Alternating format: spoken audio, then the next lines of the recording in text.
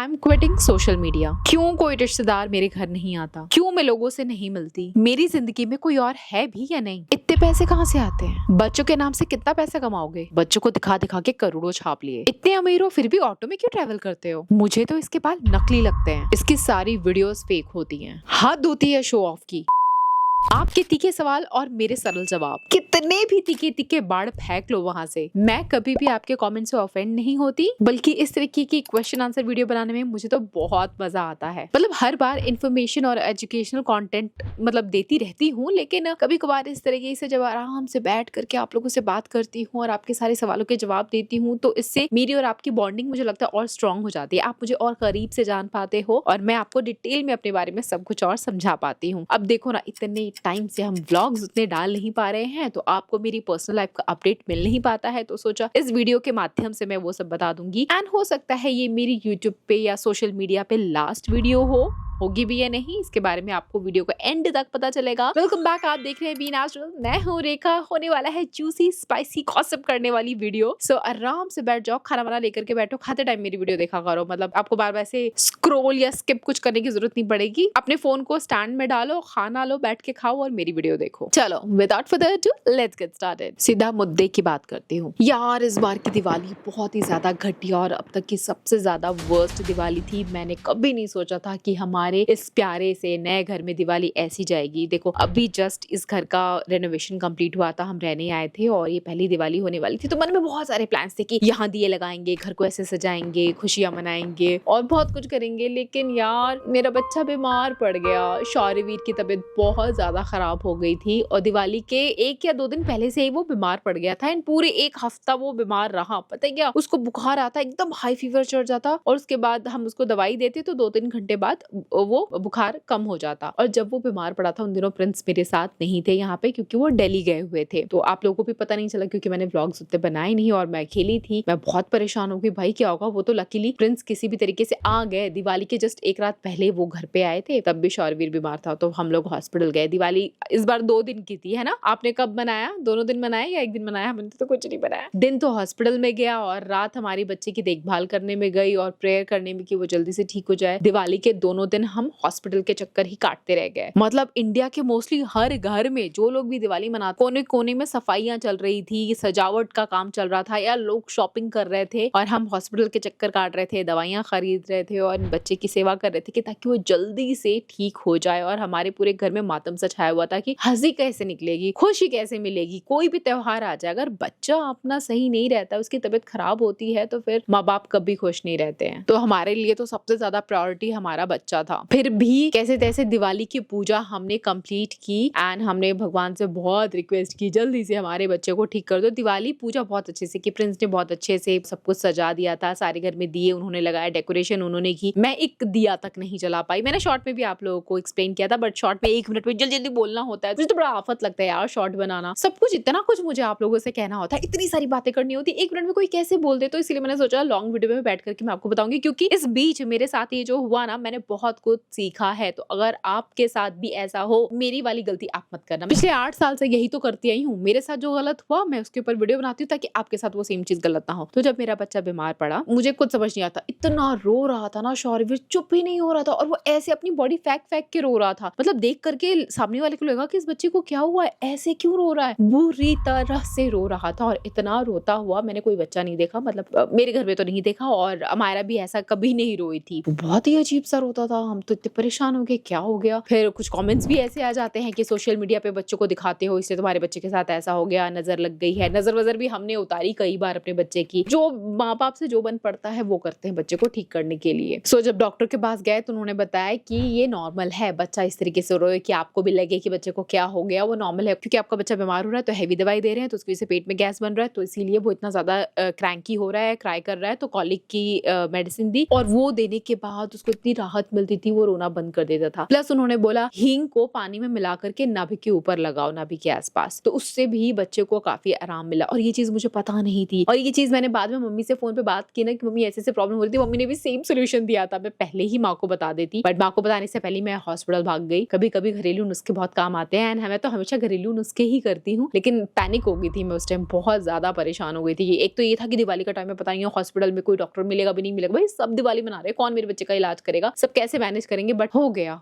Panic नहीं करना चाहिए था मुझे, लेकिन मैं बहुत पैनिक कर रही थी। मैंने ये सीखा कि हींग का पानी देने से काफी ज्यादा बच्चे को आराम मिलता है। एंड मेरे को भी मम्मी ने बोला तू भी हींग का पानी पी, ताकि वो कन्वर्ट होकर दूध में जाएगा, तो ब्रेस्ट मिल्क के थ्रू बच्चे को वो मिल जाएगा एंड उससे उसको आराम मिलेगा। सो ये मैंने फॉलो किया। और जब भी बच्चे को 100 डिग्री बुखार रहता है तभी दवाई देनी है, उससे पहले नहीं। भले ही बॉडी कितनी भी गर्म लगे, टेम्परेचर मेजर करो। एंड छोटे बच्चे वो जो थर्मोमीटर होता है ना, वो बगल में लगाने ही नहीं देते। फिर हमने वो वाला मंगाया जो टचलेस होता है ना टेम्परेचर मेजर करने का, मॉल्स वगैरह में भी कोरोना के टाइम में आया था, लेकिन उसमें वो सही नहीं बताता है। डॉक्टर ने भी बोला उस पर रिलाय मत करो, वो सही नहीं होता है, थर्मोमीटर वाला ही परफेक्ट होता है। तो किस तरीके से उसको डिस्ट्रैक्ट करके दिखाया मुझे पता है। वैसे मैं अपने बच्चे को मोबाइल वगैरह कभी दिखाती नहीं हूँ, लेकिन उस टाइम मैंने सोचा मोबाइल दिखा दूं, शायद थोड़ा डिस्ट्रैक्ट हो जाए। पर वो इतना रोता था, उसको कुछ भी नहीं चाहिए था, उसको सिर्फ ट्राई करना होता था। लेकिन हाँ, कोलिक मेडिसिन देने के बाद उसको इंस्टेंटली रिलीफ मिला। और ये वायरल फीवर था, और वायरल फीवर 1-2 दिन में नहीं जाता है। मैं परेशान हो रही थी कि यार 7 दिन हो गए, क्योंकि हमारे के साथ ऐसा कभी हुआ ही नहीं, और बच्चे का मुझे कोई एक्सपीरियंस था ही नहीं, मुझे पता ही नहीं था कि ये नॉर्मल है। माँ बाप तो परेशान हो ही जाते हैं। तो 7 दिन बाद फाइनली उसकी रिकवरी हो गई। सो अगर आपके बच्चे के साथ भी ऐसा कुछ हो रहा होगा तो मैं तो यही राय दूंगी, प्लीज पैनिक मत करना,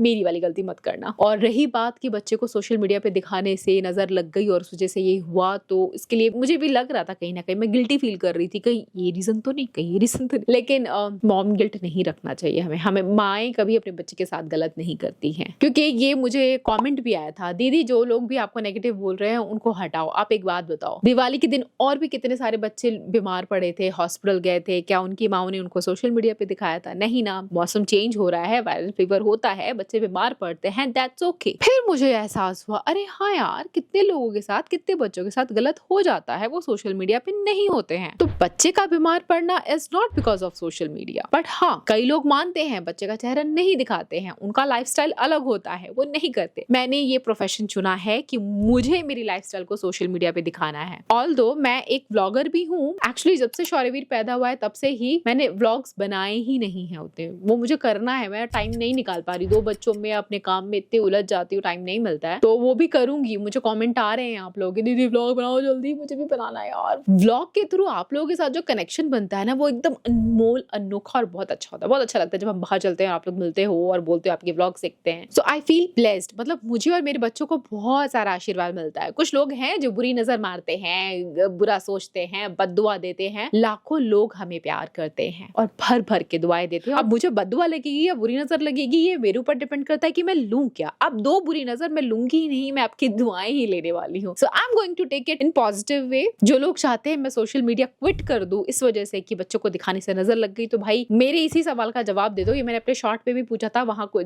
खास जवाब आपका मिला नहीं, यहाँ जवाब दे दो। जो बच्चे बीमार पड़ते हैं, सोशल मीडिया पे नहीं होते हैं, तो वहां पे क्या प्रॉब्लम होती है? और क्या आप गारंटी लेते हो कि अगर मैं सोशल मीडिया पे बच्चों को या खुद को या अपनी लाइफस्टाइल को दिखाना बंद कर दूं तो हम बीमार नहीं पड़ेंगे? मैं ये नहीं करूंगी तो मैं क्या करूंगी? मुझे यही करना पसंद है, और जिसको जो करना पसंद है वही करना चाहिए। गाइस, आपके क्या थॉट है? मुझे लोगों की सुननी चाहिए या मेरी पसंद का जो है वो मुझे करना चाहिए? Let me know in the comment section. अब जो लोग ये कहते हैं कि मेरी रेमेडीज फेक होती हैं, रियल नहीं है, तो भाई मैं कोई रेमेडी अपने आप से उत्पन्न पैदा नहीं कर रही हूँ, मैं कोई साइंटिस्ट तो नहीं हूँ। जो रेमेडीज मेरे ऊपर वर्क करती हैं या जो आयुर्वेदा में ऑलरेडी मेंशन है, जो दादी नानी के नुस्खे हैं, जो करते आए हैं, मैं वही तो करती हूँ। मैं कोई रॉकेट साइंस या कोई डिफरेंट अलग से चीज नहीं बता रही हूँ बहनों। सो अगर आपको इन रेमेडीज पे भरोसा नहीं जो मैं करती हूँ, तो इसका मतलब आपको आयुर्वेदिक चीजें या इंडियन हर्ब्स, नेचुरल चीजों के ऊपर ट्रस्ट है ही नहीं। तो अगर आपको नहीं ट्रस्ट है तो ठीक है, जाओ केमिकल वाली चीजें जो मार्केट में मिल रही हैं, भर भर के फ्रेग्रेंस, परफ्यूम, प्रिजर्वेटिव्स, ये सब है, वो आप लगा लो। और मैंने कई वीडियोस, रील्स में देखा है, कुछ डॉक्टर्स या डर्मेटोलॉजिस्ट होते हैं वो लोग सीधा बोलते हैं कि हाँ मुंह पे आप दही बेसन ये लगा लो, उससे कुछ नहीं होता है, दही बेसन का तो पकौड़े ही बनाते हैं, मुंह पे क्यों लगाते हो, या तेल लगाने से हेयर ग्रोथ नहीं होता है, या फिर ऐसी और भी बहुत सारी चीजें बोलते हैं जिससे मतलब लगता है कि वो हमें डिमोटिवेट करना चाहते हैं कि नेचुरल रेमेडी मत लगाओ, ये किसी काम की नहीं होती और इसके बदले में तुम ये मेडिकेटेड चीज लगाओ। अब जो वो मेडिकेटेड चीज बताते हैं लगाने के लिए ये लगाओ, वो मोस्टली स्पॉन्सर्ड होती हैं जो नॉर्मल लोगों को पता नहीं चल पाता है। But as a content creator हमें समझ आता है कि क्या हो रहा है मार्केट में, क्या चल रहा है। इस ब्यूटी इंडस्ट्री के बहुत सारे डार्क सीक्रेट्स हैं जो मोस्टली कंटेंट क्रिएटर जिसको इतना 8 साल हो गया उसको तो पता है ही सब। सो नॉर्मल लोगों को तो आराम से बहलाया फुसलाया जा सकता है लेकिन हमें नहीं। सो अगर मैं आपको बोलती हूँ कोई नेचुरल चीज करने के लिए तो मैं आई स्टैंड बाय दैट कि ये चीज वर्क करती है क्योंकि मुझ पे खुद उसने रिजल्ट दिखाया है। एंड आप भी देखो ना, मैंने कितनी बार बाल कटवाए फिर बाल लंबे हो गए। बट ऐसा नहीं है कि ऊपर से कुछ बालों पे या मुंह के ऊपर लगा लो तो आपका सब कुछ फिक्स हो जाएगा, नहीं। अच्छी डाइट, हेल्दी लाइफस्टाइल, अच्छी स्लीप, एक्सरसाइज, ये सब भी उतना ही इंपॉर्टेंट है। ये भी मैं हमेशा बोलती हूँ। मैं कभी नहीं बोलती कि चंद हल्दी दही बेसन मुंह पे लगाओ गोरे हो जाओ। गोरेपन को तो आपको पता ही है मैं प्रमोट नहीं करती, बट हाँ आपके स्किन टोन को बेटर किया जा सकता है, टैनिंग को हटाया जा सकता है, बशर्ते आप skin care and hair care tips को भी फॉलो करें। सिर्फ लगाने से नहीं होगा। सो बी नेचुरल की कोई भी नेचुरल रेमेडी फेक नहीं है, it's 100% authentic and I stand by those remedies. मतलब 8 साल पहले से मैंने नेचुरल रेमेडीज की जर्नी स्टार्ट की थी। मैंने जब ये शुरू किया था तब कुछ ही कंटेंट क्रिएटर्स थे जो इस तरह की वीडियोस बनाते थे। आज सब बदल गए, सब आगे बढ़ गए, सबने मतलब जॉनर चेंज कर दिया या चैनल बंद कर दिया या नहीं करते हैं, लेकिन मैं आज तक वही करती आ रही हूँ क्योंकि मैं इसी चीज पे भरोसा करती हूँ। एंड इस चीज ने मेरे साथ साथ कई लोगों की जिंदगी में कितना परिवर्तन किया है ना। कमेंट सेक्शन कहाँ है सारे, आ जाओ कमेंट करने के लिए, बता दो आज दिखाई ही दो कि इन रेमेडीज ने आपको कितना फायदा दिया है। और कुछ कमेंट्स ऐसे भी आए थे कि मेरे बाल नकली हैं, इन बालों के ऊपर तेल लगाया, टोनर लगाया, धोते दिखाया, शैम्पू करते हुए दिखाया, 8 साल से दिखा रही हूँ, मैं 8 साल से नकली बाल लेकर के घूम रही हूँ। कुछ भी कहते हो, अगर ये बाल नकली है तो फिर आप भी नकली हो। और एक बात, मुझे इतने कमेंट्स क्यों करते हो कि अपने पति के बालों का कुछ करो कुछ करो। क्या करूं मैं? उनके बालों में क्या प्रॉब्लम है? कर्ली है, लॉन्ग है, घने हैं, घना जंगल है, तो सुंदर बाल हैं। देखो आपको उनका हेयर स्टाइल नहीं पसंद, that is something different, but बाल हैं और घने हैं और उनको पसंद है तो उसमें मैं और आप मिलके क्या ही कर सकते हैं। जिसको जो पसंद है उसको करने देते हैं ना। अब मैं आपको बोलूं यार आपके बाल का स्टाइल अच्छा नहीं लग रहा, कटवा दो या कर्ली करा लो या छोटे करा लो, लंबे करा लो, मैं कौन होती हूँ बोलने वाली? और मेरे कहने से आप क्यों करोगे? उनको ऐसे ही अच्छे लगते हैं। सो वैसे इन पर्सन अच्छे लगता भी है, कैमरे में थोड़ा अजीब सा आपको लगता होगा, बट आजकल ऐसा ही ट्रेंड चल रहा है। कुछ कहना चाहते हो? जितने मेरे फ्रेंड सर्कल में है सबको अच्छा लगता है। इंद्रित सैलून जाता हूँ या गीतांजलि सैलून जाता हूँ, वो दूर से कहता है सर बालों की ग्रोथ काफी अच्छी होती जा रही है, और ये स्टाइल बियर्ड वाला, ये नीचे स्ट्रेट आपकी बियर्ड, ऊपर कर्ली हेयर, ये कॉम्बिनेशन आप चेंज मत करना, बहुत ही अच्छे दिख रहे हो। और वैसे तो मैं टीनेजर ही हूँ, कहता सर और ज्यादा टीनेजर लगते हो आप, तो इसको आप कंटिन्यू रखो। बहुत सही बोला। हाँ थोड़ा लड़कियों को ही लग जाता है क्या है ये ऐसे, पर लड़कों से अगर पूछा जाए तो सबको ही अच्छे लगते हैं भाई। इतने ही अच्छे लगते हो तो आते क्यों नहीं हो? आओ आओ ना। अरे आ गए, इसमें क्या है? अभी मजा आएगा ना भिड़ो। ये लो, ये ऐसे किया, कंघी नहीं करता मैं, ये ऐसे किया, ये ऐसे किया, इसको यहाँ निकाला, थोड़ा ऐसे किया। लिटरली प्रिंस अपने बालों में कंघी नहीं करते यार। कौन ऐसा इंसान है धरती पे ये लो कंघी, ये लो मेरी कंघी नहीं, मेरी कंघी नहीं, आई डोंट शेयर माय कंघी, आई डोंट शेयर, मेरी कंघी नहीं, मेरी कंघी नहीं, मेरी कंघी। बालों की ग्रोथ और लंबी हो जाएगी तुम्हारी। हाँ लंबी नहीं, कर्ली हो जाएंगे। ये देखो ये अटक गया, अब क्या करूँ उसको? ये तो खींच के तोड़ दूंगा। बताओ। मैं इतना हेयर केयर पे ध्यान देती हूँ, हेयर केयर की वीडियो बनाती हूँ, मेरा खुद का पति बालों में कंघी नहीं करता। अब जो मेरे हेटर्स होंगे ना वो बोलेंगे जाके अपने पति के बाल संवार पहले। आपके ऊपर भी मैं अपनी रेमेडीज थोप नहीं सकती ना। मैं कहती हूँ कर लो कंघी, नहीं करते। कहते कर्ली बालों में कंघी होती नहीं, ये कभी कंघी नहीं करते। ये सेम वैसी बात है जैसे आपकी ब्रदर सिस्टर कजन या माता पिता दादा दादी नाना नानी आपको बोलते हैं ये मत खाओ, ये मत पहनो, जल्दी आ जाओ, देर से नहीं जाओ। तो यार आप सब मेरे पे वैसे इंस्ट्रक्शंस लगा रहे हैं। जब आपको रोका टोकी होती है तो कितना अटपटा लगता है आपको, आप दूसरों के साथ क्यों कर रहे हो? बाकी मुझे अच्छा भी लगता है आप मेरी चिंता करते हो, इस तरह कमेंट्स भी करो, कुछ कमेंट सेक्शन में कुछ तो हो लिखने के लिए, है ना? नहीं तो हाय फर्स्ट फर्स्ट दीदी लाइक दे दो, हार्ट दे दो। गर्ल्स दिन में 2 बार कंघी करनी चाहिए वुडन कोम से, चौड़े दांतों तुम्हारे दांत चौड़े हैं। चौड़े दांतों वाली कंघी से, ठीक है। कंघी करना अच्छी आदत है, इससे बाल नहीं टूटते हैं, हेयर फॉल नहीं होता है। बाकी प्रिंस कंघी नहीं करते, इससे मेरा कोई लेना देना नहीं है, ये इनकी पर्सनल चॉइस है और आपकी भी पर्सनल चॉइस है। मेरी बात मानिए, मानो नहीं मानी, result you will face. I think नए बालों का राज जानना है तो रेखा एक रेसिपी मुझे बताती है, मैं वही लगाता हूँ, उससे मेरे बाल घने जड़ से मजबूत है। आपकी कोई बात नहीं आ रही है बिना माइक के। मेरी आवाज लोगों के कान तक पहुंच चुकी है मैडम, ये ऐसा आपको लग रहा है? यहाँ तक वीडियो अगर देखी है तो don't forget to like, subscribe and share. मैं आपसे फिर मिलूंगी, तब तक के लिए बाय गाइस।